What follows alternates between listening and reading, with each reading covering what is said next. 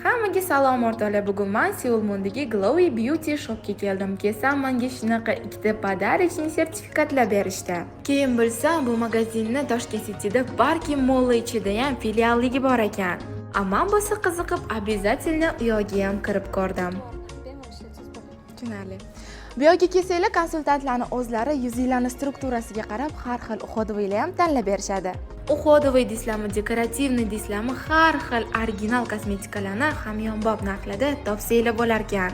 Men bo'lsa o'zimga birinchi bo'lib 50% skidkadagi Fation brendidan uходовый kosmetikalarning naborini yig'dirib oldim. Iye, Bonu, sen faqat uходовый kosmetikalar oldingmi? Debotganlar uchun, конечно, yo'q. Men o'zim eng yaxshi ko'rgan Dior tonalkasi, Tartene konsileri, Charlotte'ni makiyaj qotiradigan spreyi, Chanel pudrasi, Dior rumyani va bronzerlarni hammasidan oldim. Конечно же, Nozaman bilan borgani uchun обязательно nimadir oldirish kerak-ku.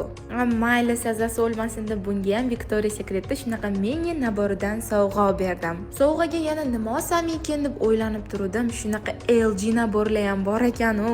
Bular shunaqa katta sovg'a uchun zo'r bo'lgani bilan narxlari unaqa qimmat emas, ya'ni byudjetniy ekan.